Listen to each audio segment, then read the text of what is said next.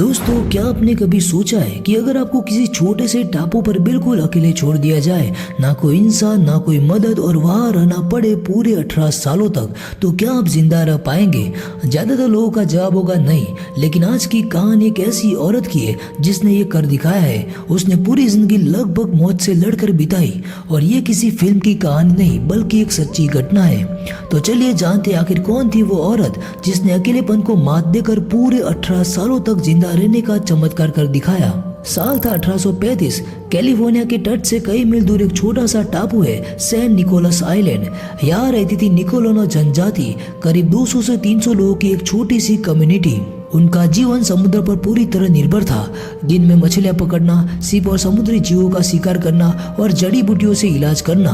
रात को आग जलाकर गाने गाना, नाचना और अपनी परंपराएं निभाना, यही उनका संसार था। लेकिन जैसा अक्सर होता है, शांति ज्यादा दिन टिकती नहीं। 1814 में अलास्का और रूस से आए कुछ शिकारी इन द्वीपों पर आ गए। उन्होंने यहाँ के लोगों पर हमला किया, उनके संसाधन लूटे और कई लोगों की हत्या कर दी। धीरे धीरे पूरी जनजाति लगभग खत्म हो गई। 1835 तक इस द्वीप पर सिर्फ 18 से 20 लोग ही बचे थे। तभी एक जहाज आया, पेज नड़ा। इस जहाज का काम था बचे हुए लोगों को कैलिफोर्निया के सुरक्षित तट तक ले जाना। इसी समय एक औरत थी, जुआना मारिया, वो भी उस जहाज पर सवार होने वाली थी। लेकिन तभी उसे एहसास हुआ कि उसका एक बच्चा पीछे रह गया है। वो दौड़ पड़ी उसे ढूंढने के लिए, और यही से उसकी जिंदगी हमेशा के लिए बदल गई। जब तक वो वापस लौटी, मौसम अचानक बिगड़ गया। तेज हवाएं, ऊंची लहरें, कप्तान को मजबूर होकर जहाज रवाना करना पड़ा।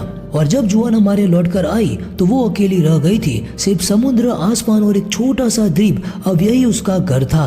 पहली रात उसने किसी टूटी झोपड़ी में गुजारी। सारी रात वो सोचती रही, अब आगे क्या होगा। अगली सुबह उसे एहसास हुआ कि अब सब कुछ अपने दम पर करना होगा।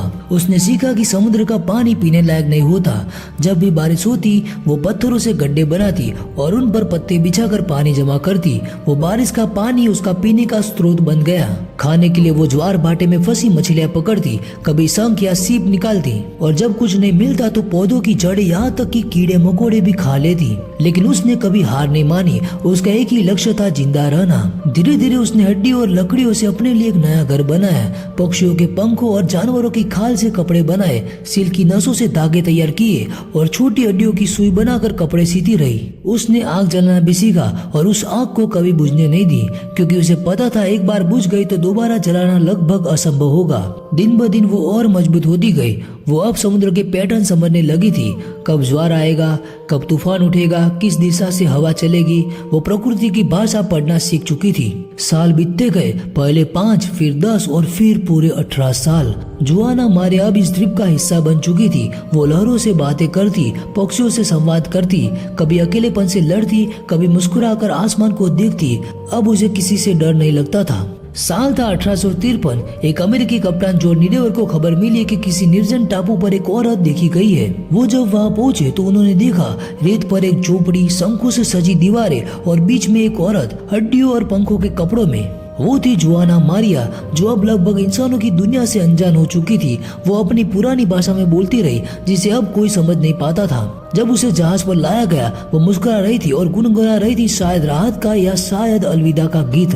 उसे कैलिफोर्निया लाया गया। लोग उससे मिलने आने लगे, पर इतने साल अकेले रहने के बाद उसका शरीर सभ्यता की आदत खो चुका था। वो बीमार पड़ी और सिर्फ 7 हफ्तों में इस दुनिया से चली गई। लेकिन कहते उसकी आखिरी रात भी वो मुस्कुराते हुए वही गीत गा रही थी जो वो अपने द्वीप पर रोज गाया करती थी। आज भी जब कोई सैन निकोलस आइलैंड के पास से गुजरता है, लोग कहते हवा में एक हल्की सी गुनगुनाहट सुनाई देती है, जैसे वो अब भी वही है, समुद्र की लहरों के बीच अपने घर में। तो दोस्तों, ये थी the lone women of San Nicolas island की सच्ची कहानी।